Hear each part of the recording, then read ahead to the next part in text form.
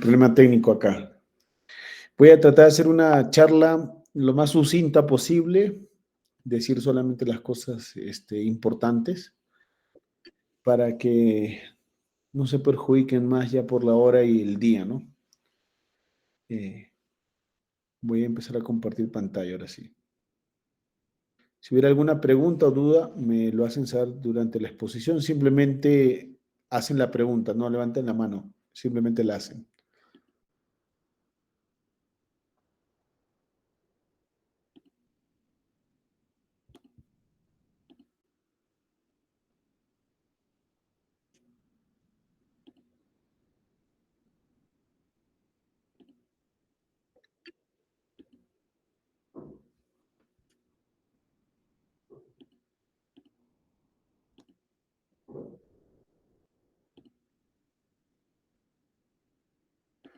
¿Se ve la pantalla?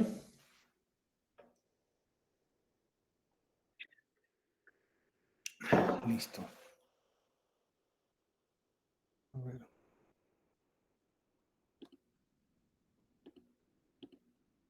Espero que ya sean los últimos para ya poder empezar. Ya.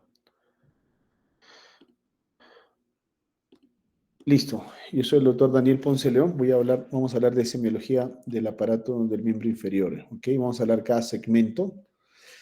Eh, el examen físico en nuestra especialidad es diferente como en cada otras subespecialidades, ¿no? Básicamente nosotros empezamos con lo que es la inspección, palpación, movilidad, medidas y maniobras especiales que tienen nombre propio, ¿no? Sea ustedes van a inspeccionar o mirar, sea un tobillo o una rodilla, normalmente el paciente viene por una afección en un solo lado, así que la otra extremidad nos sirve como parámetro de ver qué tan inflamado esté, qué tan hinchado está o qué tanta deformidad pueda tener comparado con la otra extremidad, ¿no? Aunque también hay algunos casos donde puede haber una infección bilateral, ¿no? Y ahí sí se nos complican las cosas, ¿no? Siempre lo que es inspección, vamos a ver lo que es en extremidades inferiores, todo va a ser de extremidad inferior, vamos a ver, por ejemplo, la longitud de las extremidades, a veces nosotros simplemente mirando podemos ver si es que hay algún acortamiento evidente o no. Obviamente si son acortamientos menores o muy discretos, los vamos a ver de otra manera, no con la inspección. También podemos ver si hay deformidades, sea una deformidad de partes blandas o de parte ósea. Podemos ver si el alineamiento de la extremidad inferior se encuentra bien alineado o no. Hay desviaciones en valgo, en varo, en recurvato, muy frecuente en pacientes incluso asintomáticos. De repente muchos de ustedes tienen un varo, tienen un valgo, y es aquel que le dicen, él tiene las rodillas un poco chuecas, la tiene la pierna metida hacia adentro, y suele no traer molestias en los pacientes jóvenes, quizás hasta a partir de los 40 en adelante puede empezar a traer alguna molestia, ¿no? Al igual que, por ejemplo, un paciente con un pie plano, un pie cabo, no es algo normal, ¿no? Pero al inicio no molesta, pero con los años va a traer algunas consecuencias. En la inspección también podemos ver cómo está el volumen, el tono muscular de algún paciente, o ustedes deben haber visto en diferentes patologías que el paciente llega a la emergencia o al consultorio con alguna posición específica de la extremidad, ¿no? Siempre tenemos que palpar, básicamente para ver si hay aumento de volumen, cambios en la temperatura, y como ya les dije, siempre uno puede comparar primero el lado sano, inspeccionar, palpar, tocar, evaluar el rango de movimiento en el lado sano y después evaluar el lado afectado. Vamos a hablar ya directo a la cadera, es una articulación bastante estable, es la articulación coxofemoral. Puede ser la articulación más grande del cuerpo para que un paciente, por ejemplo, es una evaluación. Ustedes digamos, para primero saber si una extremidad está bien, primero están entrando más compañeros, ya es el último, ¿no? Ustedes primero tienen que evaluar, tienen que reconocer qué cosa es la radiografía normal, ¿no? Esto es una radiografía relativamente normal y ahí se dan cuenta, ahí cada estructura o sea, tiene sus nombres, ¿no? Trocánter mayor, trocánter menor, la zona del cuello, del fémur, que es esta zona que estoy marcando acá, y esta es la cabeza del fémur, ¿no? Una radiografía relativamente normal, aparentemente un paciente de unos 50 y tantos años, con un poco de esclerosis en la cabeza del fémur, una artrosis leve, pero el resto dentro de valores normales. Y Cuando van a tener su clase de fracturas de cadera, sí, la primera clasificación que les van a enseñar es las fracturas intracapsulares y las fracturas extracapsulares. Esa es una clasificación amplia por la ubicación. Ahí están con su nombre propio. Fracturas de la cabeza y fracturas del cuello se consideran fracturas intracapsulares, ¿ok? Porque hay una cápsula, un tejido, como en cualquier articulación, que rodea estos dos segmentos de la cabeza y del cuello.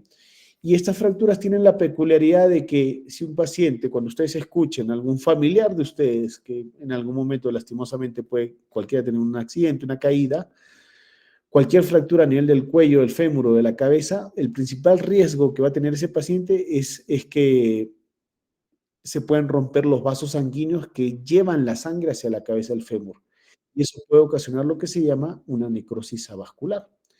Y esa necrosis vascular, pues, hace que esta cabeza del fémur vaya a necrosarse. No es gangrena, por si acaso, simplemente la cabeza del fémur comienza a reabsorberse, a hacerse más pequeña. Y la otra clasificación son las fracturas extracapsulares, que están por fuera de esta, ¿no? Ahí entran las fracturas trocantéricas y las fracturas subtrocantéricas, ¿no? Que este tipo de fracturas es diferente. Acá no hay un problema de vasos sanguíneos, acá el problema es que hay músculos que traccionan y jalan el hueso de un lugar para otro, entonces estas necesitan fijación, pero no tienen problema de vascularidad.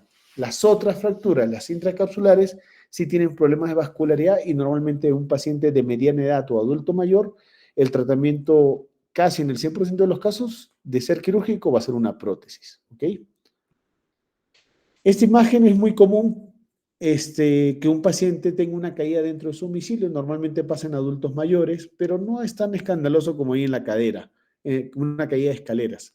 Lo más común que van a escuchar ustedes es aquel paciente adulto mayor que es traído por algún familiar y dice, lo encontré al costado de su cama o se quiso sentar en la silla, se resbaló y por ese motivo se cayó y lo traigo acá a la emergencia y bueno, y lo evaluamos y vemos que tiene una fractura de cadera, ¿no? Esta fractura, como ven ahí en el dibujo, acá estoy señalando con la flecha, es la fractura intertrocantérica, que es la fractura más frecuente dentro de todas las fracturas de la cadera. Y suele pasar en un escenario intradomiciliario, un trauma de baja energía. Simplemente el paciente se cayó, no calculó bien, se cayó del sillón, de la cama, de una silla, no tiene que ser un trauma de alta energía. Y esto, como se presenta en pacientes con osteoporosis, porque ya son adultos mayores, generan estas fracturas de cadera, ¿no? ¿Y cómo llega nuestro paciente a la emergencia? Llega así, normalmente va a llegar siempre en una camilla, porque el paciente tiene mucho dolor, aunque en algunos casos, incluso a mí me ha tocado ver que pacientes con fractura de cadera, los familiares lo traen en la silla y el paciente increíblemente tolera el dolor, porque suele ser tanto el dolor que el paciente no quiere ni que lo toquen, el paciente no puede apoyar la pierna y viene así en una camilla, ¿no? Sea por los bomberos o por algún familiar en una camilla. Y si se dan cuenta, acá van a ver cómo este pie derecho que estoy señalando, miren la diferencia entre el talón de este lado y del otro lado. Obviamente este talón de acá está acortado, o sea, toda esta extremidad inferior está acortada. Y se ha cortado, ahora vamos a ver, a consecuencia de la fractura. Y lo otro que pueden ver es que este es el lado sano que estoy señalando ahorita, el primer dedo del pie apunta casi hacia el techo. En cambio, el primer dedo del lado afectado, miren cómo apunta hacia un lado. Esto quiere decir que toda esta extremidad inferior, toda, no solamente el pie, toda la extremidad está en rotación externa. Entonces, un paciente normalmente va a llegar a la emergencia, que llega a la emergencia, así como lo vemos acá, con acortamiento, con rotación externa, con algún grado de flexión de la cadera, que no quieren ni que lo toque, tiene mucho dolor, no puede apoyar el pie. El familiar dice, sí, se cayó en la casa o lo encontramos sentado, tiene mucho dolor, uno puede decir casi que está frente a una fractura de cadera. Obviamente la confirmación lo va a dar la radiografía. Entonces, siempre todo paciente que ingresa a una unidad de trauma tiene que tomarse una radiografía. A esta posición, a este conjunto de acortamiento, flexión de la rodilla, rotación externa, se considera como la posición impúdica. ¿Ok? Ahora, yo les había dicho, ¿por qué el paciente hace acortamiento y rotación externa? Una vez que la fractura se produce en el segmento de la cadera, cada grupo muscular va a traccionar, ya no va a haber un equilibrio, ya cada grupo muscular va a jalar hacia su vector de fuerza. ¿no? Acá tenemos el músculo psoas ilíaco, que son dos músculos, el psoas y el ilíaco, en un solo tendón conjunto que se unen acá a la tuberosidad menor, el trocánter menor, ¿ok? Eso es pregunta de anatomía, sencilla, se lo pueden hacer. Los otros músculos, como el glúteo medio, el glúteo menor y los músculos rotadores de la cadera, se van a insertar a lo largo del todo el trocánter mayor. Y ellos son los que se van a encargar de darle una rotación externa a la extremidad, ¿ok? Y estos músculos aductores van a traccionar hacia medial la extremidad, toda la extremidad inferior, y este psoas ilíaco va a traccionar hacia arriba. Entonces, por eso es que se produce el acortamiento, la rotación externa y leve flexión de la rodilla, ¿no? Eso es todo lo que les voy a explicar con respecto a fracturas de cadera. Entonces ya saben, paciente adulto mayor, caída intradomiciliaria, trauma de baja energía, hueso osteoporótico. La fractura más frecuente es la intertrocantérica, que es una fractura extracapsular, y ese tipo de fracturas tienen buena vascularidad, pero cuando se produce una fractura de cadera, lo ideal es que el paciente sea intervenido quirúrgicamente, así sea una fractura en posición, salvo que el paciente tenga alguna complicación médica que no le permita o no le den pase para una cirugía, ¿ok? Otro escenario completamente diferente es la luxación de cadera. Como ya les había mencionado al inicio, la cadera es una articulación en donde el hueso del acetábulo envuelve a la cabeza del fémur. De por sí es una articulación muy estable, entonces para que se luxe tiene que haber un trauma de alta energía, a diferencia de una fractura de cadera. Entonces, normalmente el escenario es un paciente más joven que una caída de moto, que estaba como copiloto en el carro o una caída de altura. Entonces, ya la anamnesis que te va a dar el familiar o el mismo paciente es completamente diferente, ¿no? Entonces, si te dicen, viene un paciente que viene evacuado, tiene un accidente de tránsito, está en una moto o está de copiloto, han tenido un trauma de alta energía y el paciente no puede mover la extremidad inferior, tiene mucho dolor, le duele la cadera hasta abajo. Entonces, tú ya puedes decir, puches, ahí o hay una fractura del fémur o puede haber una luxación de la cadera.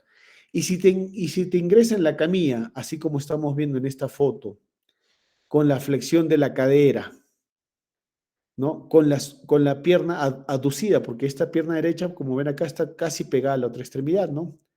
Con rotación interna, a diferencia de la cadera, que la fractura de cadera que tiene rotación externa, la luxación viene con rotación interna.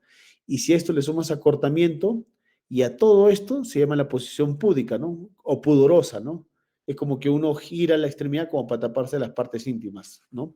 Entonces, ahí pueden ustedes hacer esa memotecnia. Entonces, si viene con toda esta presentación, es una luxación posterior de cadera. Lo que se sale o lo que se mueve es la cabeza del fémur, o se va hacia atrás, que es posterior, o se va hacia adelante el acetábulo, que es anterior. La más frecuente, en el 85% de los casos, es la luxación posterior de cadera, ¿ya? Eso es todo lo que tienen que saber. ¿Existe luxación de cadera anterior? Sí, sí la hay, pero es muy poco frecuente. La más frecuente es la luxación posterior, y ya saben, trauma de alta energía, accidente de tránsito, caída de altura, paciente suele ser mucho más joven, y igual viene con toda esta presentación, ¿ya? Acá, por ejemplo, pueden ver un paciente que incluso tiene una luxación bilateral de caderas. Eso es incluso mucho más raro, ¿no? Pero pueden venir estos, ¿no? ¿Ya? Si vamos a hablar de la otra parte del examen físico, ya hemos visto en la inspección, ahora viene lo que es palpar, ¿no? Ojo, si a mí me viene un paciente con una fractura, con probable fractura de cadera o con probable luxación, yo no le voy a estar palpando las extremidades porque el paciente está con mucho dolor, está sensible, y si yo le toco algo, lo único que va a hacer es causarle dolor, ¿no? Y que yo le palpe y le genere dolor, es obvio si es que está en una fractura, una luxación. Entonces, esto de la palpación lo hacemos, palpamos puntos dolorosos alrededor de la cadera, pero en otro tipo de pacientes, en aquel paciente que venga con un dolor crónico, probablemente debido a una artrosis o a una bursitis de cadera, ¿no? Entonces, en el escenario traumático de fractura y luxación, no solemos palpar, no nos sirve de nada la palpación, porque obviamente va a tener dolor. Entonces, siempre que uno va a evaluar la cadera y que va a palpar la cadera, tiene que estar seguro que el dolor sea en la cadera y que no venga de otro lado, porque hay pacientes que pueden tener lesiones a nivel de la región inguinal o pueden tener, no sé, pues alguna irritación del nervio ciático y el paciente tiene mucho dolor y el paciente piensa y comunica al médico, le dice, me duele acá en la cadera. Y el dolor no es estrictamente en la cadera, sino es en otra zona, ¿no? ¿Ok? Entonces siempre hay que palpar algunas estructuras cercanas a la cadera para descartar de que no haya el dolor por otra fuente.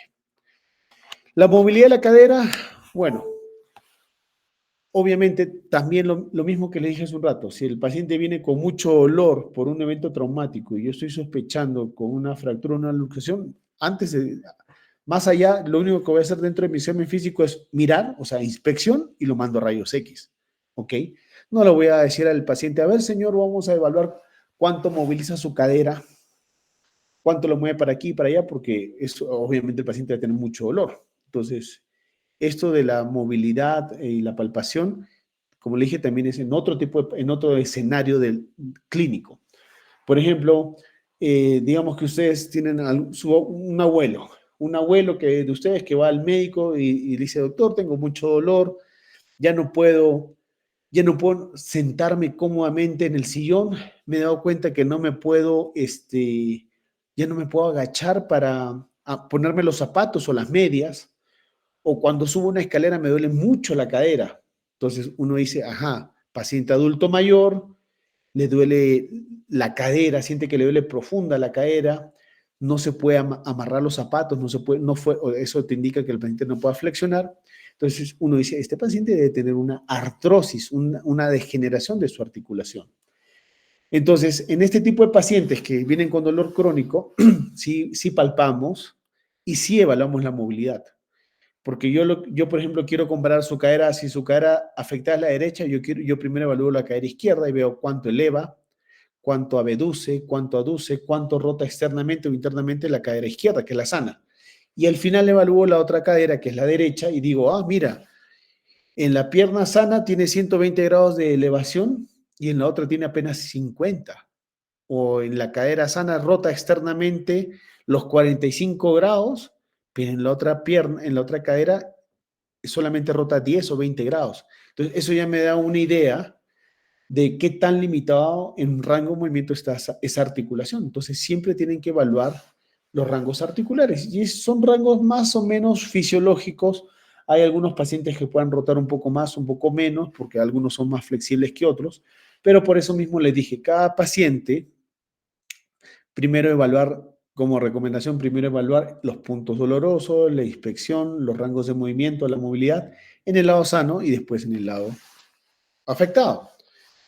Entonces, el lado sano nos sirve como parámetro. Si yo quiero evaluar cuánto tiene flexión de la cadera, va como ven en la primera foto de la izquierda arriba, el paciente tiene que ir de cúbito dorsal, echado en una cama, una camilla, le decimos que flexione la rodilla y que trate de llevar su muslo contra su pecho. Y este ángulo que se forma acá, esto es el ángulo de 120 grados, es lo que nos da una flexión de la cadera. Entonces, normalmente tenemos un grado de flexión de 120 grados.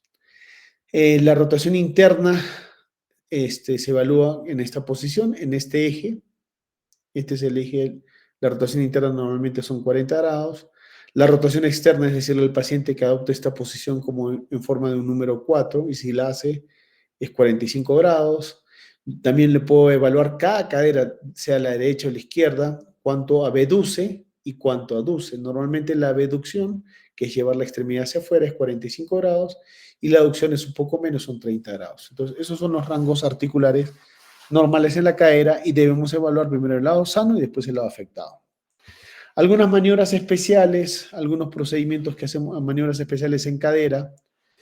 Acá la maniobra de Trendelenburg, que nos evalúa qué tan fuerte o competente están nuestros músculos abductores de la cadera. Dentro de ellos el más importante, el músculo glúteo medio. Entonces acá tenemos dos pacientes, tenemos el paciente A y el paciente B. Miren cómo el paciente está parado y el examinador está por detrás y le va a decir a cada uno de esos dos pacientes que que se pare sobre uno de sus pies. Perdón. Por ejemplo, en el primer caso le dice párate sobre el pie derecho y obviamente el otro pie levanta o flexiona la rodilla. ¿Qué estamos viendo acá? Que la cadera del lado contralateral se eleva incluso un poco, se eleva un poco. Eso es lo normal. En cambio, en el otro paciente le decimos también que se pare sobre su pierna derecha y que flexione la rodilla izquierda y miren qué pasa con la cadera del lado izquierdo, con la cadera que está levantando el pie, más bien cae, se va hacia el otro lado, se inclina. Entonces, el paciente A es lo normal y el paciente B es lo patológico, ¿no? Ahí estamos viendo. Y ahí están, es el mismo paciente como para que entiendan. El mismo paciente A, ¿por qué su cadera se levanta? Porque los músculos del glúteo medio, porque los músculos del glúteo medio que están ahí en ese círculo, están tensos, están funcionando bien, están buenos. Entonces, este músculo glúteo medio genera esta fuerza, como ven la flecha hacia abajo, una fuerza de tensión, y hasta incluso levanta la pelvis o la cadera contralateral. Entonces, el paciente A es lo normal. Y el paciente B, miren cómo están las fibras del glúteo medio, las dibujan como si estuvieran más relajadas o sin fuerza, porque la cadera del otro lado está cayendo. Entonces, el paciente A es un Trendelenburg negativo, el paciente B es un paciente de Trendelenburg positivo, y podemos decir que este paciente tiene un trastorno en el músculo principal abductor de la cadera, del lado que le están haciendo pararse, que es el glúteo medio.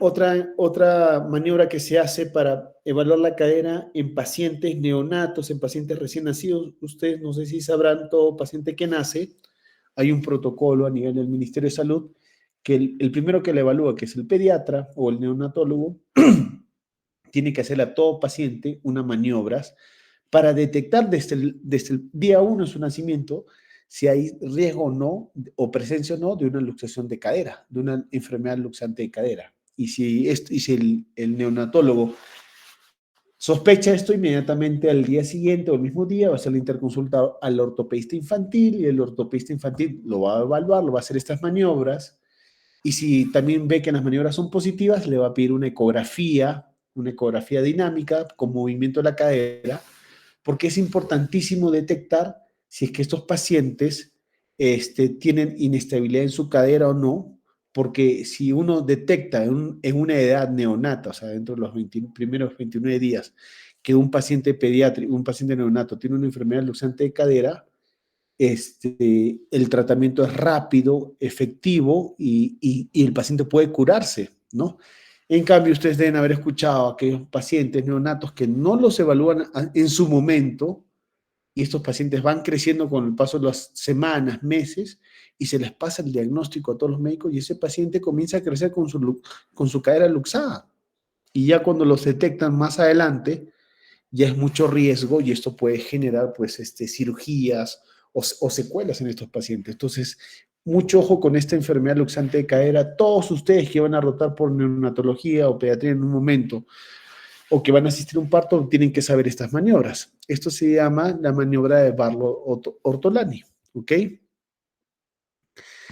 Entonces, el paciente es un paciente pequeño, es un paciente neonato, recién nacido, lo evalúan echado en una camilla.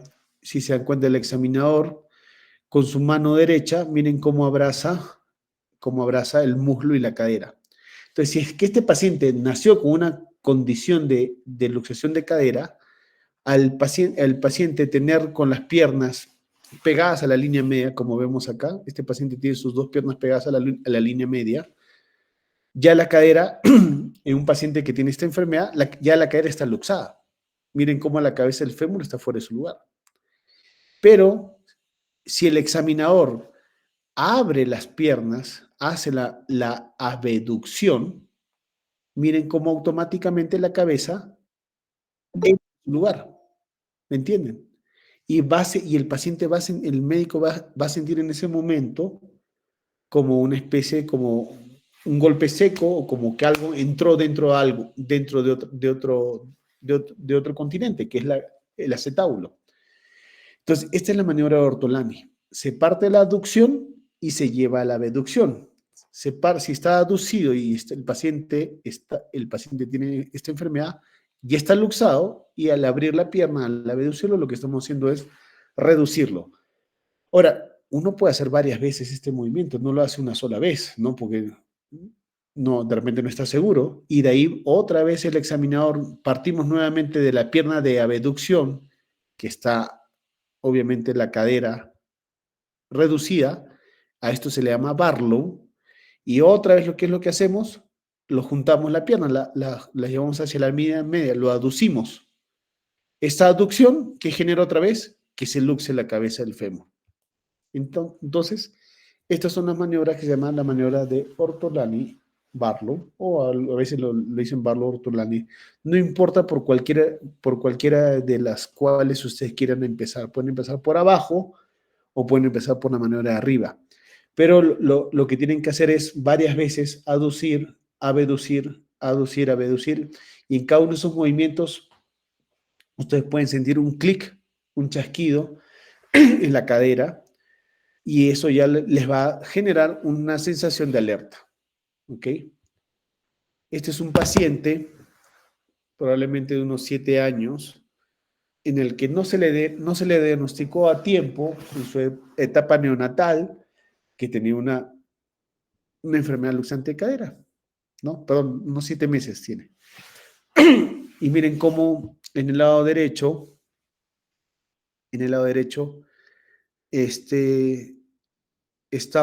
vemos cómo la cabeza del fémur está dentro del acetábulo.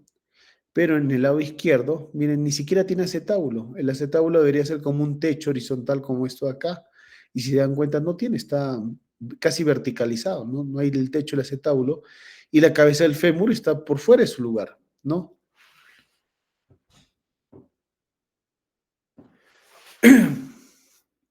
Entonces, este es un paciente con una enfermedad luxante de cadera, está luxada la cadera.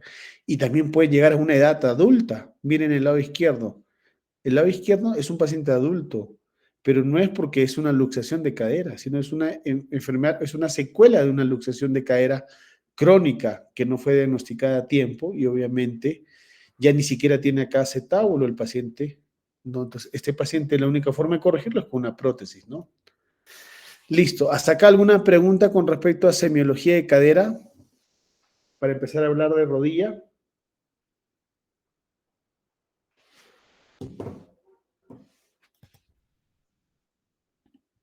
Doctor, ¿No hay ninguna pregunta? doctor, ¿me escucha? Sí. Doctor, disculpe, usted mencionó que en el caso de fractura de cadera lo mejor era una cirugía, ¿verdad? Sin embargo, también mencionó que habían algunas contraindicaciones. ¿Y cuáles serían esas? No. En fracturas de cadera. Ya, a ver, por ejemplo, algo para explicarles a ustedes. ¿Qué creen que es más urgente? ¿Una fractura de cadera o una luxación de cadera? ¿Qué es más urgente? ¿Un paciente adulto mayor que te viene con una fractura de cadera intertrocantérica o intracapsular? ¿O el paciente que te viene con una luxación de cadera? ¿Cuál creen que tienen ustedes que atender lo más urgente?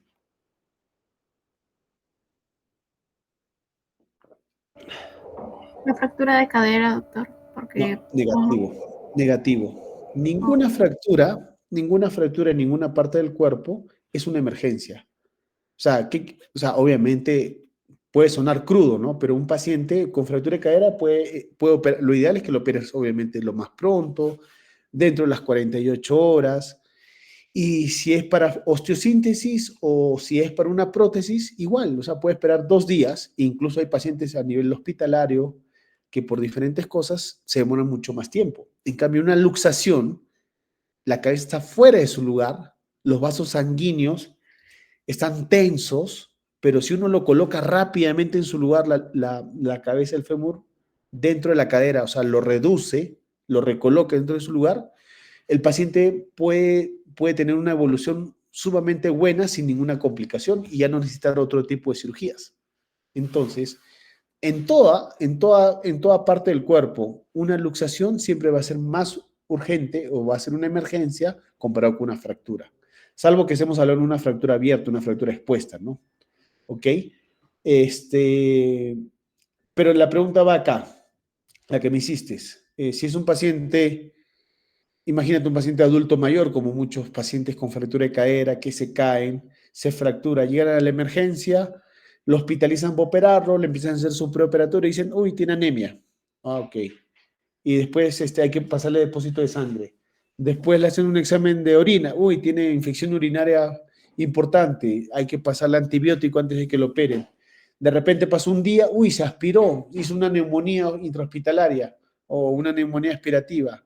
Ah, interconsulta neumología, medicina interna, y así va pasando tiempo, y de repente el cardiólogo o por algún antecedente como, no sé, pues secuela de infarto o alguna secuela pulmonar, no le dan pase las especialidades para que pueda operarse. Entonces el anestesiólogo te dice, no, el riesgo es muy elevado, no te doy el pase. O le dicen al familiar, señora, lo podemos operar, pero el riesgo es muy elevado, puede pasar todo durante la cirugía o inmediatamente después de la cirugía. Entonces, a veces la familia dice, no, prefiero que no lo operen, doctor. Nadie se va a morir por una fractura de cadera, nadie se muere por una fractura de cadera, pero el hecho de que tú tengas un paciente postrado durante 3, 4 semanas por una fractura de cadera incrementa la morbilidad. O sea, que el paciente, una escara, una neumonía aspirativa, una úlcera por presión, un tromboembolismo, y entonces se complica mucho más. Entonces, y eleva la mortalidad. Entonces, por esa razón, todo paciente con fractura de cadera debería operarse. ¿Para qué? Para fijar la cadera con un sistema de osteosíntesis o con una prótesis y inmediatamente al día siguiente sacarlo de la cama o de la postración al paciente para evitar estas complicaciones.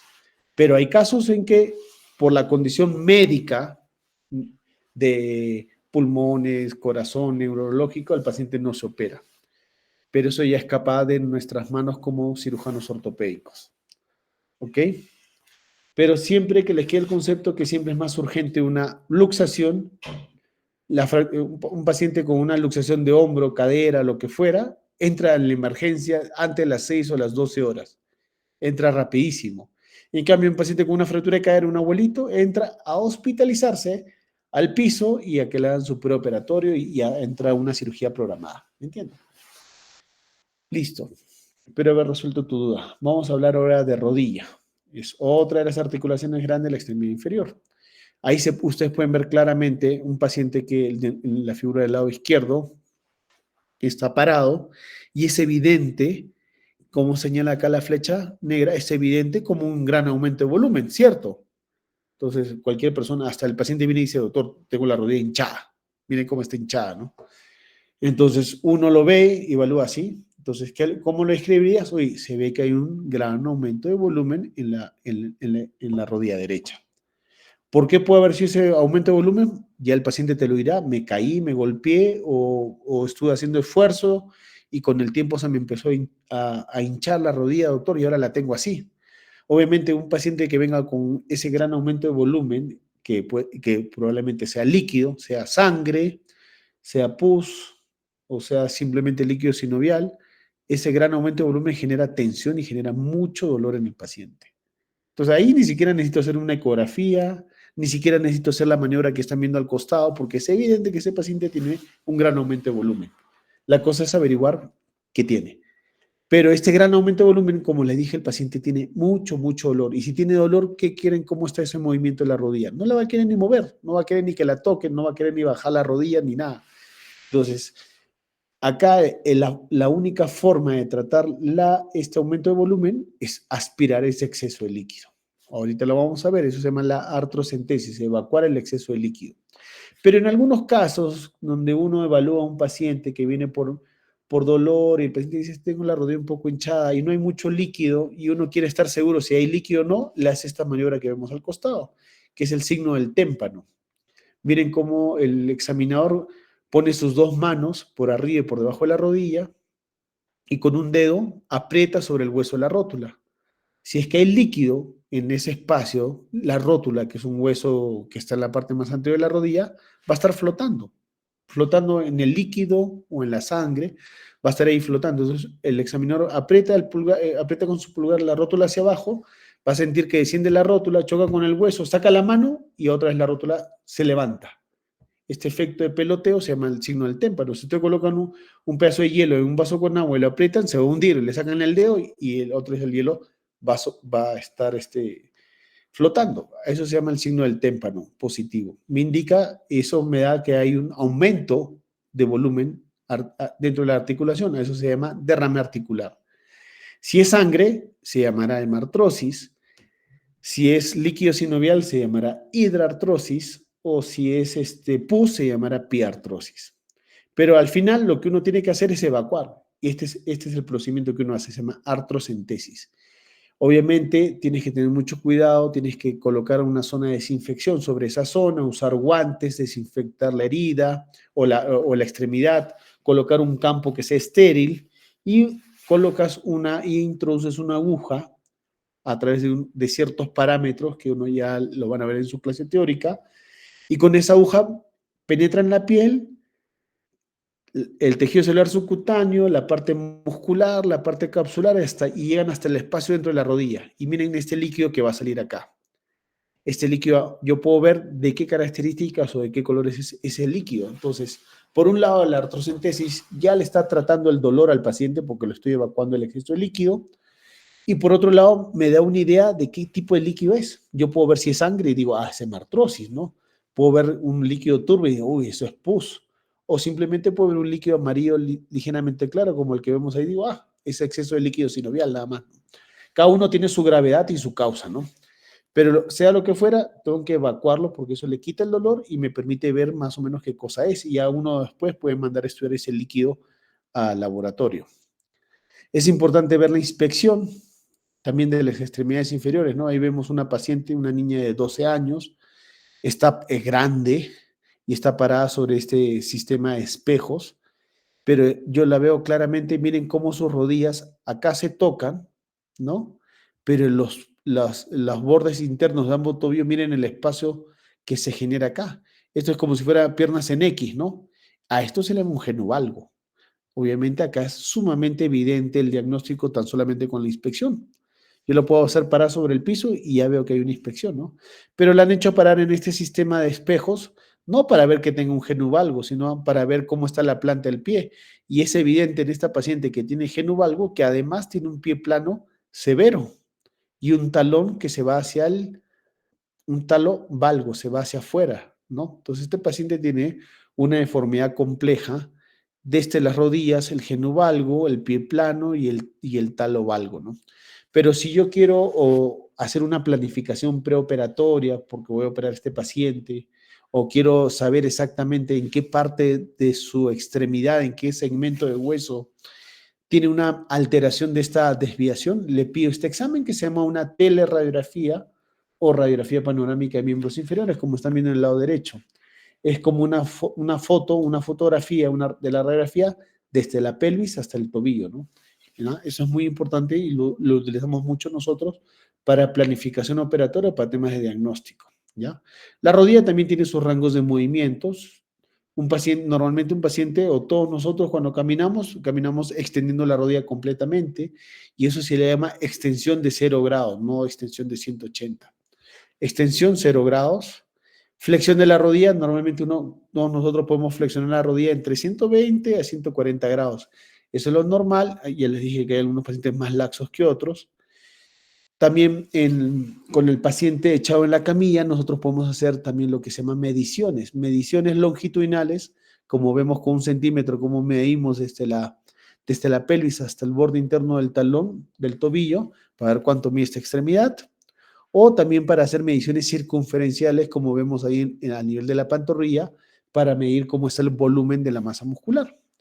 Pero si uno quiere hacer mediciones muy exactas, muy precisas, también utiliza la radiografía que hemos visto hace un rato, que es la teleradiografía, en donde yo puedo detectar milimétricamente si hay alguna extremidad o no que tiene alguna alteración en su longitud, ¿ok?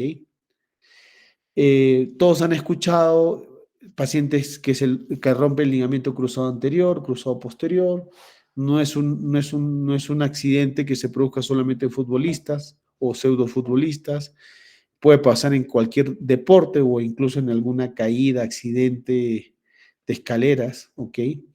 Entonces, el ligamento cruzado anterior es uno de los ligamentos que al romperse, normalmente el paciente necesita una cirugía, sobre todo en pacientes jóvenes, ¿no? Entonces, si uno quiere evaluar la estabilidad anterior y posterior de la rodilla, está íntimamente relacionado si el paciente tiene una lesión del cruzado anterior o del posterior. Estas son las maniobras que normalmente el paciente que nosotros evaluamos con el paciente recostado en la camilla, con la rodilla flexionada, ¿no? Pero necesitamos que el paciente, para realizar la prueba de cajón, el paciente, miren, tenga que doblar la rodilla 90 grados y el paciente tiene que tolerarlo y estar relajados. Imagínense ustedes, cualquiera de ustedes está haciendo una actividad deportiva, sufre una torsión brusca en la rodilla, se le hincha la rodilla, va con mucho dolor a la emergencia y el paciente con la rodilla hinchada y adolorida es poco probable que pueda flexionar la rodilla 90 grados. ¿Ok?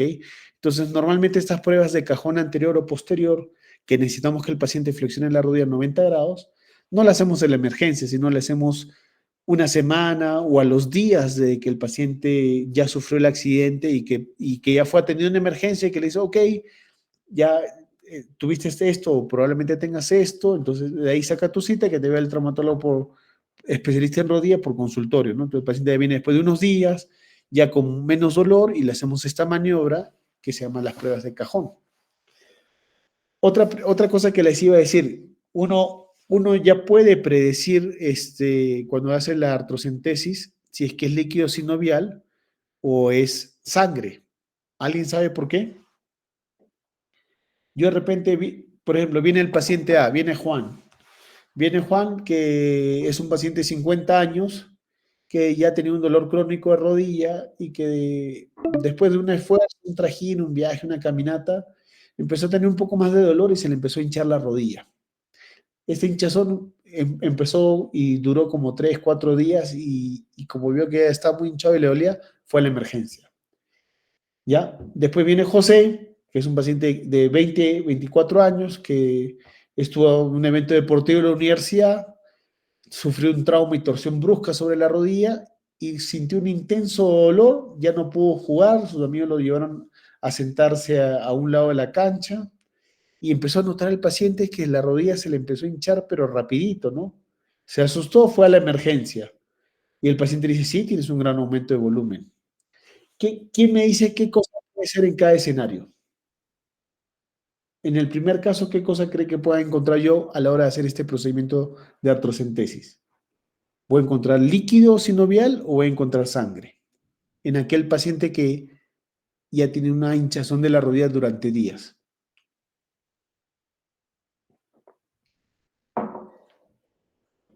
¿Alguien que quiera decir, colaborar? Y me dejaron solo con la pantalla. Bueno, aquella pregunta. ¿Ah? En el primer caso podría ser líquido ¿Pero qué sinovial. líquido? Sí, ya. Sí, es líquido sinovial, porque el líquido sinovial lo produce el cuerpo humano, lo produce la membrana sinovial y puede haber tenido un trauma, puede haber tenido una enfermedad de cristales o un desgarro de menisco o una artrosis, entonces el líquido sinovial se comienza como irritación, como quejándose, empieza a producir más líquido sinovial y el hinchazón viene después de días o empieza a producirse durante muchos días o horas. En cambio, el otro paciente traumático sufrió una torcedura brusca en la rodilla, se rompió el ligamento cruzado anterior y rompió la arteria del ligamento cruzado anterior dentro de la rodilla y obviamente esa arteria, ¿qué empieza a hacer? Sangra. Y el sangrado es rápido y por eso pierde sangre y por eso se le hincha la rodilla rapidísimo. Entonces yo en ese paciente digo, ya, en una hora se te hinchó la rodilla, ya. Le puedo decir, te apuesto que te coloco la aguja y va a salir sangre. Y yo sé que es sangre. ¿Me entiendes? Entonces, ya, y si uno le saca sangre a la rodilla, dice, ok, es una hemartrosis. ¿Cuáles son las causas más frecuentes de hemartrosis en la rodilla? Número 1, ruptura del ligamento cruzado anterior. 2, alguna fractura osteocondral o del cartílago, de cualquier hueso de la rodilla osteocondral. O algún tipo de desgarro de menisco complejo que me haya roto la cápsula articular y que me produzca sangrado. Esas son las 3 causas más frecuentes de hemartrosis. Y obviamente yo después lo confirmo con qué examen. ¿Le podré tomar una radiografía de emergencia? Sí, le puedo tomar una radiografía, pero la radiografía solamente me va a servir para ver si es que hay lesión ósea o no, si es que hay fractura o no, o algún indicio de algún arrancamiento de un pedazo de hueso que me indique que hay una lesión ligamentaria. Pero el examen ideal para evaluar la rodilla, no por emergencia, sino ya después, es la resonancia. Sobre todo si yo tengo un paciente que tiene una hemartrosis, digo, o tiene o el ligamento roto o el menisco o una fractura osteocondral que no se note en una radiografía. Entonces, sí o sí, para complementar mi diagnóstico, necesito la resonancia. ¿Ok? Esta es otra maniobra que se llama la maniobra de Lachman para evaluar la inestabilidad de la rodilla para el cruzado anterior, pero a diferencia del cajón anterior, acá el paciente tiene que doblar 90 grados y acá solamente 20, 30 grados. Entonces, es probable que esta maniobra sí la pueda hacer yo en la emergencia. ¿Ya? Acá hay otras maniobras para evaluar el ligamento colateral interno. Miren cómo el examinador pone un tope en el lado en la parte lateral de la rodilla y con la otra mano, como dice la flecha, va a querer llevar hacia afuera la extremidad, va a ser una palanca para ver cómo está el ligamento colateral interno. Obviamente, si él al hacer esta maniobra de tope y esta de llevarla hacia afuera, ve que en la parte interna se hace como un movimiento, como una bisagra, dirá, acá hay una lesión del ligamento colateral interno. Lo mismo hacemos acá, por ejemplo, vemos, ¿no? Miren cómo el paciente está echado en camilla, lo van a operar, probablemente está anestesiado.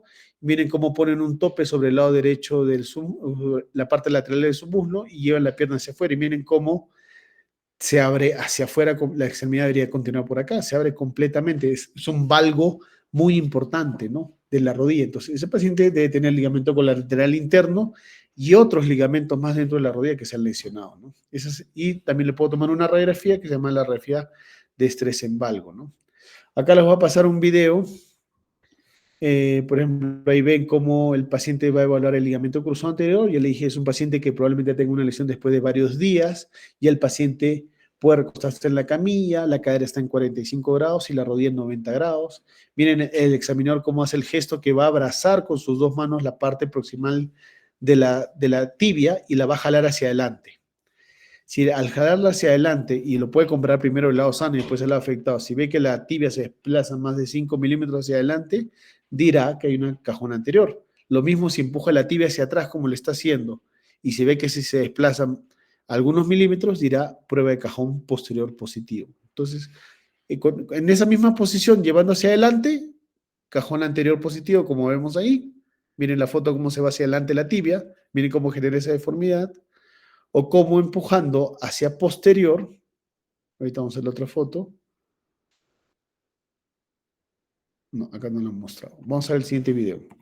Este es un video donde van a ver todas las maniobras de rodilla que se hacen, primero lo normal y después lo patológico. Eso es lo normal. El paciente trata de llevarse la tibia hacia adelante y no, está estable la rodilla. Miren, cajón anterior patológico. La misma maniobra, jala la pierna, miren cómo la tibia se va hacia adelante, ¿ves? Cajón anterior positivo, está roto el posterior. El anterior, ligamento cruzado anterior.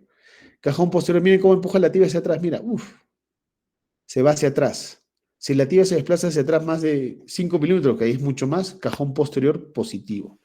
Maniobra de Lachman, miren con una mano cómo sujeta el muslo y con la otra trata de llevar la tibia hacia adelante. Eso es lo normal y miren lo patológico. Llevan la tibia hacia adelante y miren cómo hace ese juego la tibia. Lachman positivo, lesión de cruzado anterior. Pivot shift es una maniobra un poco más compleja, la hacemos nosotros como especialistas, no la hacen los médicos generales. Llevamos de la extensión a la flexión la rodilla, haciendo un giro, y miren como un pivot shift positivo, como la tibia se desplaza hacia adelante. Paso de la extensión a la flexión y la tibia se va hacia adelante. O sea, el paciente tiene una lesión del cruzado anterior. Para evaluar el ligamento colateral interno, voy a hacer una prueba de estrés en valgo. Miren con el muslo, la cadera, el médico pone un tope y con la otra mano trata de llevar la pierna hacia afuera. Eso fue lo normal. Miren acá lo patológico, miren. Lleva la tibia hacia afuera y miren sus dedos, van a tocar la parte interna de la rodilla para ver qué tanto se abre. La misma maniobra, pero hacia el lado contrario, tratando de llevar la pierna hacia adentro, me permite evaluar compartimento externo. ¿No? Eso es lo normal porque todos los tenemos un poco de flexibilidad en las extremidades. Miren lo patológico. Miren cómo la tibia se desplaza hacia adentro.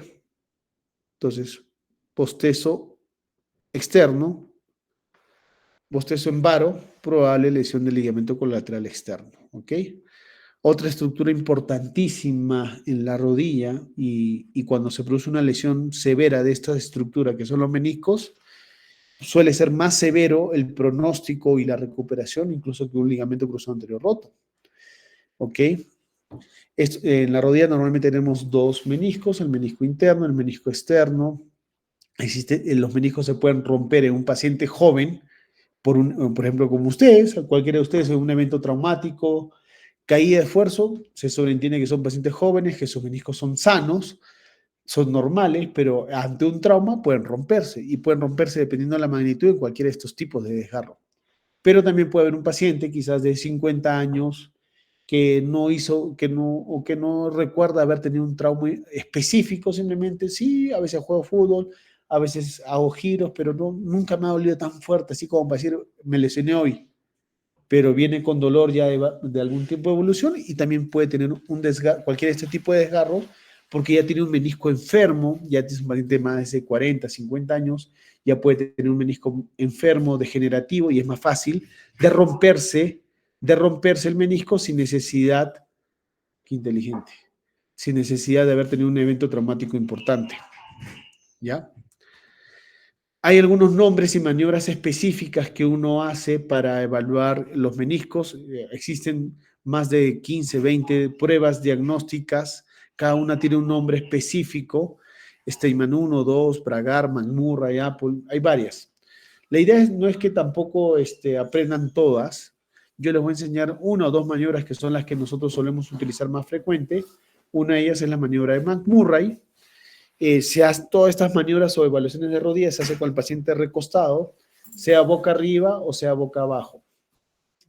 Acá el paciente está boca arriba en decúbito dorsal. Miren cómo, acá les voy a pasar un video que es mucho más explicativo, ¿ya? Acá vemos, por ejemplo, miren el examinador. Está al lado, está examinando la extremidad inferior del lado derecho, la rodilla derecha, se para sobre el lado derecho del paciente y miren lo que va a hacer. Hace que el paciente pueda tolerar flexionar su rodilla. Caray, perdón. Flexione su rodilla y miren cómo hace con la otra mano, hace un movimiento de giro de la extremidad hacia adentro.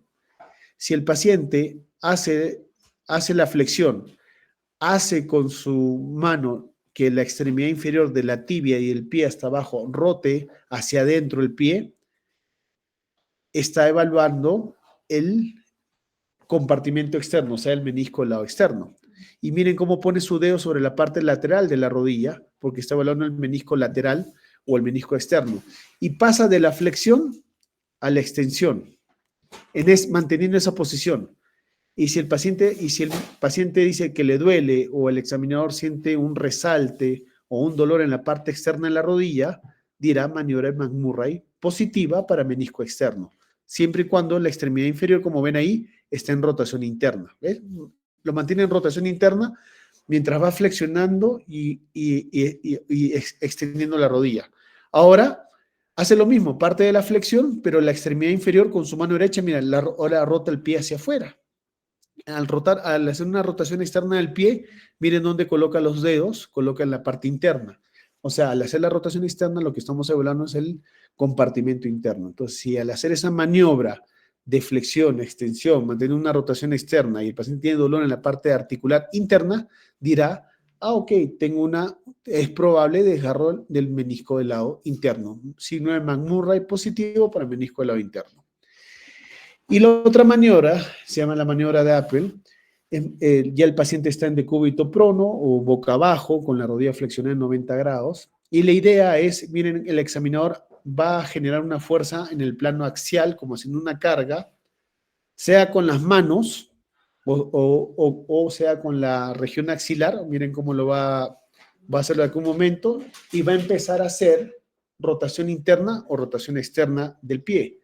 Miren, ahora lo hizo con la fuerza con las manos y ahora va a apoyar, miren, con la reacción axilar, haciéndole una fuerza en el plano axial. Si hace una rotación externa y el paciente tiene dolor en la parte medial, dirá, tiene un desgarro al menisco en la parte interna. ¿Ves?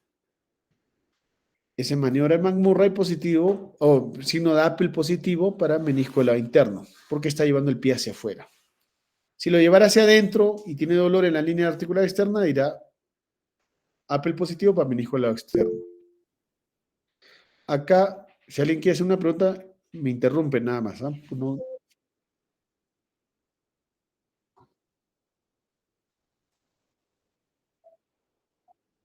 Ya, vamos a ver en qué. Ya.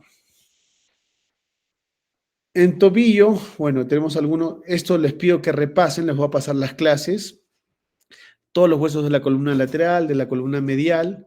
Tenemos dos articulaciones importantes en el pie, la articulación del Lisfranc y la articulación de Chopard. También tenemos rangos de movimiento en dorsiflexión y flexión plantar del tobillo.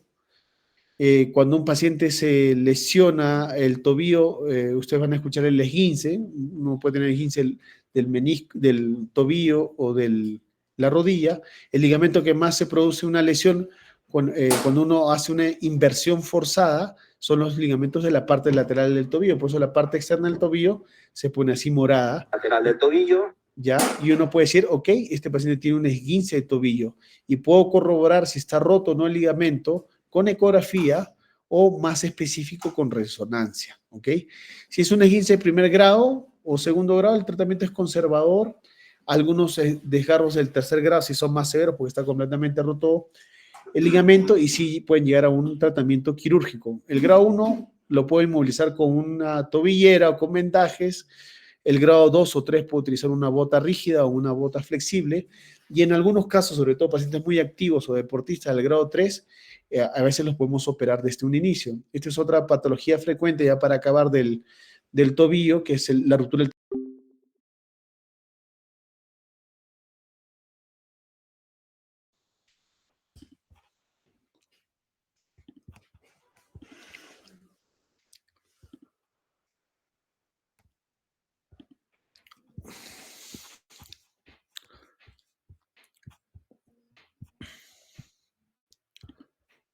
Ya, ¿se puede ver? Ya, bueno.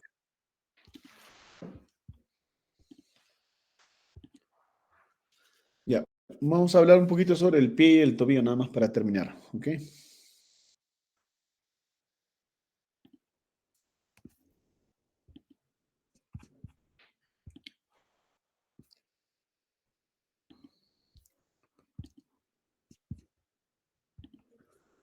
Ya, les había mencionado que en tema de pie y tobillo es importante que reconozcan lo que son las articulaciones y los huesos del tarso, ¿no?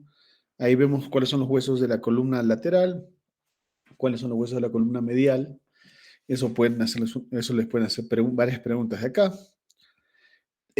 Hay también, pues, articulaciones con nombre propio, como es la articulación de Lisfranc, que miren qué huesos y están, la forman, son varios huesos que en su unión, en su articulación, conforman esta articulación de Lisfranc.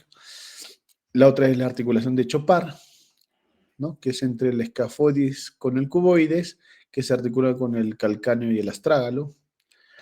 En pacientes con secuela de esguince, secuela de tendón de Aquiles, secuela de fractura de tobillo, lo que uno quiere es que un paciente después de operado, después de rehabilitado, recupere su rango de movimiento. Entonces, estos son los rangos de movimiento normalmente de un paciente en condiciones fisiológicas, pero siempre les digo que como lo van a comparar con el lado contralateral. Hablando de torceduras, de esguinces del tobillo, los ligamentos que más se lesionan a nivel del tobillo es cuando el paciente se torce el pie hacia adentro. Eso se llama inversión forzada, que es este mecanismo que vemos acá. Esta inversión forzada va a lesionar estos tres ligamentos: ligamento peroneo astranalino anterior, peroneo calcáneo, peroneo posterior. Puede lesionar uno, puede lesionar dos, puede lesionar los tres, puede lesionar uno parcialmente y el otro totalmente. Eso va a depender mucho de la fuerza y la posición del pie cuando sufre este mecanismo de inversión. Pero lo más frecuente es que uno, cuando se dobla el tobillo, se doble porque pisa mal o tuvo un trauma, pero normalmente el mecanismo de lesión más frecuente es la inversión forzada. Este mecanismo de inversión puede lesionar los ligamentos de la parte lateral y obviamente si se desgarran esos ligamentos de la parte lateral, obviamente la parte lateral del tobillo va a estar equimótica con el aumento de volumen, sensibilidad y con este equimosis, ¿no?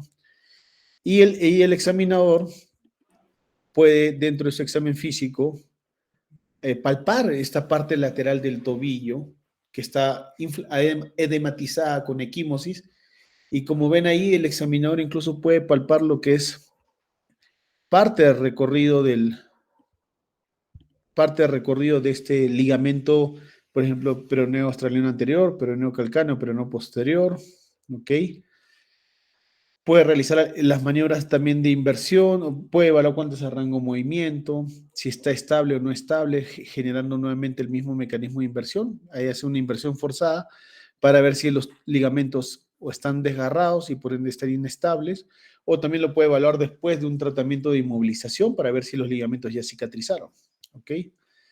Si yo tengo un paciente con esguince de tobillo que sufre una caída, inversión forzada, viene con dolor, aumento de volumen, en diferentes grados. Y yo lo primero que tengo que hacer es descartar que no tenga una fractura. La forma más rápida de descartar que no haya fractura es con una radiografía. Ok, le tomo la radiografía. Si es un esguince, no hay fractura. Y entonces, ¿cómo descarto si es que hay una lesión ligamentaria? Obviamente, si hay aumento de volumen, dolor, uno presume que hay una lesión ligamentaria. Pero es poco probable que alguien le diga, sí, es una lesión ligamentaria de tal ligamento y de tal, y en tal magnitud, de tal y de tal. Entonces, si uno quiere evaluar qué ligamentos han lesionado y en qué magnitud, hace exámenes de imágenes. Dentro de los exámenes de imagen, el menos invasivo, el menos costoso, el más rápido, es una ecografía, pero tampoco es tan precisa. Normalmente yo cuando tengo una lesión de tobillo, lo que le pido a un paciente es una resonancia, que es obviamente mucho más completa, un examen mucho más detallado, más milimétrico, pero obviamente también más costoso. ¿Ok? Si el paciente tiene un esguince grado 1, es simplemente una distensión, un desgarro microscópico del ligamento. Normalmente el tobillo puede tener dolor, sensibilidad, pero está estable.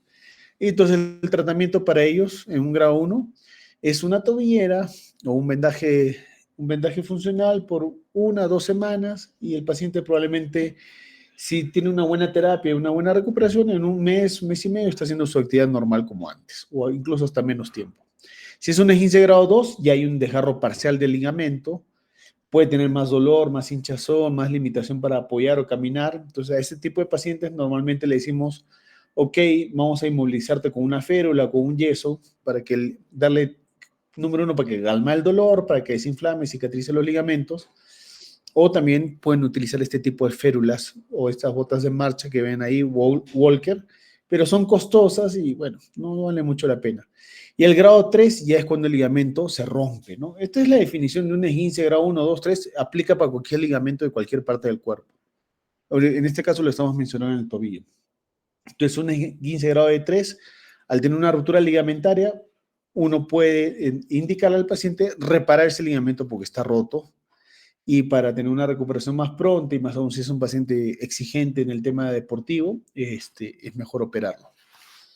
Otra patología frecuente que van a ver en sus emergencias es aquel paciente que no suele ser muy activo y que de un momento a otro hizo deporte, está haciendo un esfuerzo, de repente está jugando fútbol y sintió que alguien le pateó por atrás y sintió un intenso dolor y se molestó porque alguien lo ha fauleado y no, nadie lo golpeó. Y la descripción que dicen ellos, yo sentí que me patearon o sentí como una piedra que me tiraron y me dolió intensamente. Incluso sentí como un chicotazo, dice, ¿no? Y entonces el paciente viene con dolor, limitación y viene con un gran aumento de volumen. Acá vemos cómo se pierde. Si ustedes se palpan la parte posterior de su tobillo, todos van a tener esta cuerda. Esta cuerda es el tendón de Aquiles. Pero cuando se rompe, obviamente hay sangrado y al haber sangrado se edematiza y ya no se ve la cuerda. Y miren cómo está todo completamente edematizado. Y uno puede tratar de palpar para ver si hay continuidad o no del tendón de Aquiles, Uno puede recostar al paciente boca abajo y ver si tiene este signo, que es el signo del hiato. Ya con todo esto uno ya hace un diagnóstico presuntivo casi muy asertivo de que hay una ruptura de tendón de Aquiles. Otra maniobra que uno puede hacer, que es un poco más específica, acá van a evaluar primero el lado sano y después el lado afectado, es la maniobra de Thompson. Miren cómo el examinador con la mano va a comprimir, va a apretar los músculos gastronemios, y como ese músculo, al apretarlo, como esos músculos forman el tendón de Aquiles, los músculos que forman el tendón de Aquiles son los gastronemios medio, lateral y el sóleo. Si ese aparato flexor de músculo y tendón está bueno, miren cómo la planta del pie se flexiona. Sí, esto es lo normal, esto es lo normal. Yo hago una compresión de los músculos y la planta del pie se va a flexionar, mírenme, como si fuera un reflejo. Pero en el lado afectado, donde el paciente viene con aumento de volumen, dolor, hay pérdida de la cuerda, hay un signo del hiato y hay probablemente una ruptura de tendón de Aquiles, le hacen esta misma maniobra, miren como el pie, a pesar de que yo le aprieto, no se mueve, está abolido. ¿Por qué? Porque al haber una ruptura del tendón de Aquiles de acá, ya el músculo ya no tiene continuidad con el tendón. Y como el tendón se rompió acá, ya el pie no actúa, está abolido la flexión de flexión. Entonces, con todo eso ya más aún incremento mi especificidad para decir, esto es una ruptura de tendón de Aquiles. Pero si yo quiero tener la certeza para cualquier problema médico, legal o tener un sustento de imágenes, normalmente ahí sí pedimos, como es un tendón superficial, la ecografía. Y acá podemos ver cómo las flechas señalan cada extremo del tendón de Aquiles y el medio donde está el asterisco hay una zona de vacío que está ahí con sangre porque se ha roto el tendón de Aquiles, ¿no? Entonces, este tendón de Aquiles normalmente se rompe a cierta distancia de 4 a 6 centímetros de su unión en el calcáneo. ¿Por qué específicamente se rompen en esta zona? Porque han visto por estudios de histológicos que si todo esto es el tendón de Aquiles, esta zona gris que ven acá, como se dan cuenta, no tiene vasos sanguíneos. Acá tiene vasos sanguíneos, acá tiene vasos sanguíneos, acá, pero esta zona no tiene vasos sanguíneos. Entonces, cualquier tendón que tenga por estudios histológicos menor perfusión de sangre en esa área, porque no tiene vasos sanguíneos, es una zona que el tendón se va a enfermar con mayor frecuencia con el paso de los años y es fuente donde puede romperse. ¿Ok? Obviamente, cuando se rompe un tendón de Aquiles, tenemos dos tipos. En un paciente adulto, casi siempre, por no decir el 100% de los casos, son quirúrgicos, y es que es una ruptura total. Algunos casos de ruptura parcial, uno le puede colocar una férula y el paciente puede ir bien, pero en un caso de rupturas totales, normalmente son quirúrgicas. Podemos hacer técnicas mínimamente invasivas que se llaman la técnica percutánea. Esas técnicas percutáneas consisten en introducir agujas con hilos a través de pequeñas incisiones, sin hacer un corte sobre la piel que exponga el tendón, e internamente vamos cosiendo este tendón. Tienen la ventaja de que son poco invasivas, menos complicaciones con las heridas, con las infecciones, y tienen nombre propio, ¿no? La más conocida es la técnica de McGriffin, una técnica de Dresden, técnica Pars, ¿no? Pero también cuando uno ya tiene un tendón completamente roto y está muy retraído, hay mucha distancia, más de 1 centímetro, más de 2 centímetros entre un extremo y otro del tendón, ponen a veces 2 centímetros y medio de separación, entonces ya hacer una técnica percutánea puede funcionar, pero ya incrementa el riesgo de falla. Entonces, como no queremos corrernos riesgos, ya hacemos cirugías que son cirugías abiertas. Como vemos ahí, que se expone el tendón completamente, y vemos cómo el tendón está roto, y pasamos puntos de sutura a cada lado del tendón, buscando unir estos dos extremos y que el tendón nuevamente cicatrice, ¿no? Obviamente después de esta cirugía hay que colocar una inmovilización del yeso para proteger esta reparación. Los tipos de puntos de sutura que normalmente utilizamos para cirugía abierta se llaman la técnica de Bunel o la técnica de Krakow, ¿ok?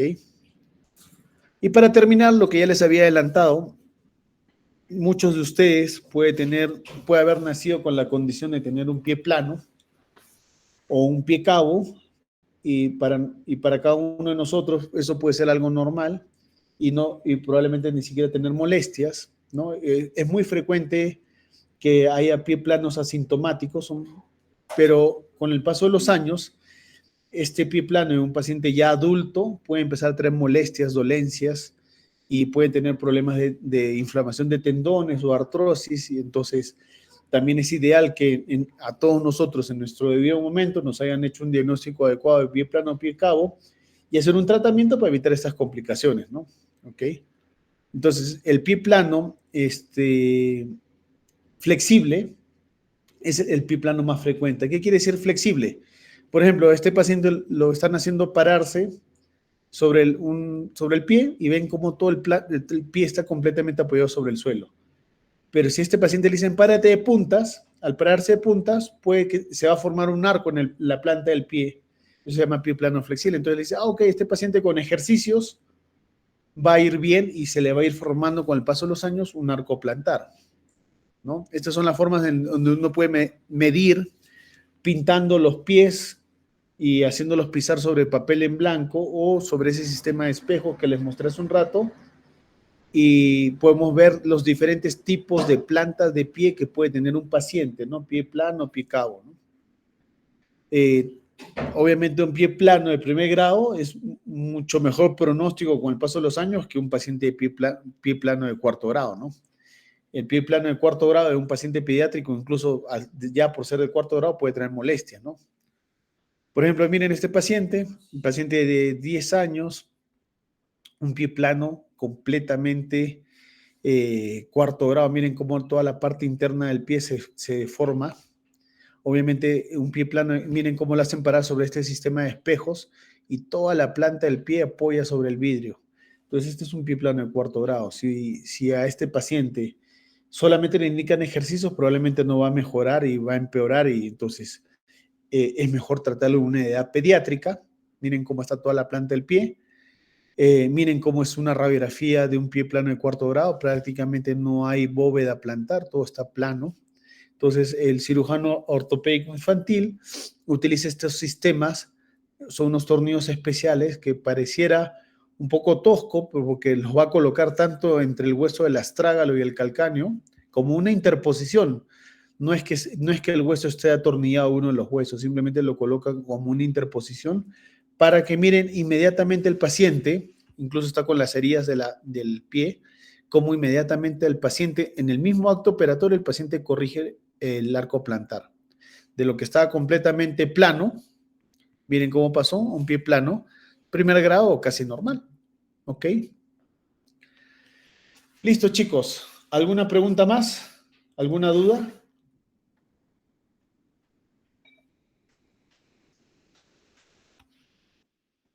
Doctor, disculpe, ¿hay algún límite de edad? Porque mencionó edad pediátrica, pero ¿hay algún límite el cual se pasa y ya no se podría solucionar Mira, un pie, ¿no? normalmente todos los niños nacen con pie plano, porque nacemos con una grasa en la planta del pie. Entonces, hasta los 3 años todos son pie planos, todos. Conforme van pasando de los 3 a los 4 años, esa grasa se comienza a reabsorber y uno empieza a notar que el paciente tiene su arco plantar, ¿no? Entonces, si pasan los 3 años y tú ves que un niño todavía tiene un pie plano, lo ideal es que a esa edad empiece a hacerle ejercicios.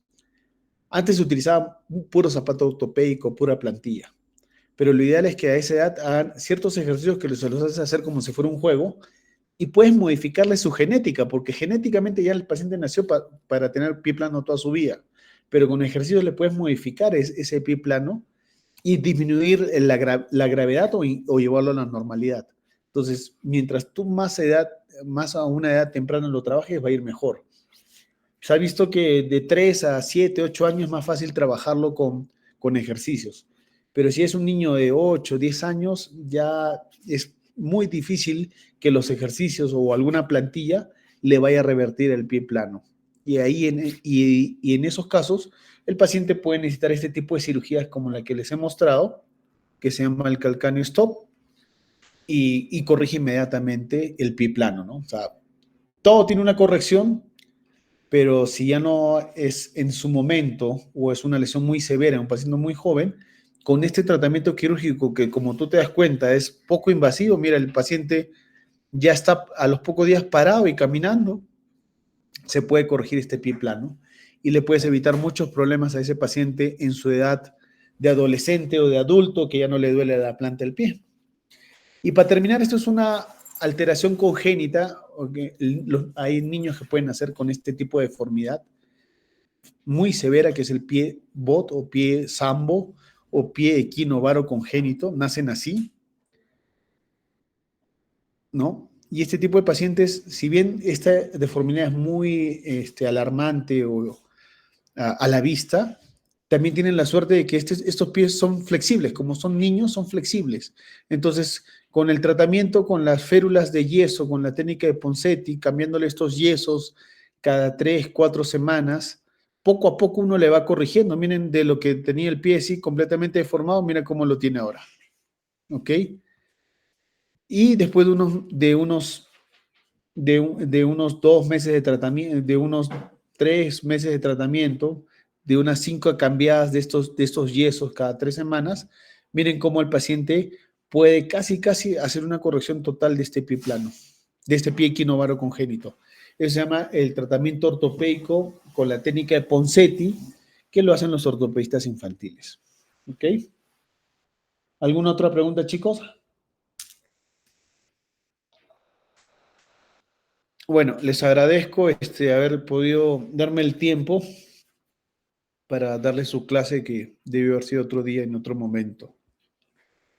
Así que ya se pueden ir de fiestas o a descansar. ¿Ok? Gracias. Gracias, doctor. Nos vemos. Chao, chao. De ahí les voy a hacer llegar igual las diapositivas. ¿Ok? Chao, chao. Buenas noches. Chao, chao.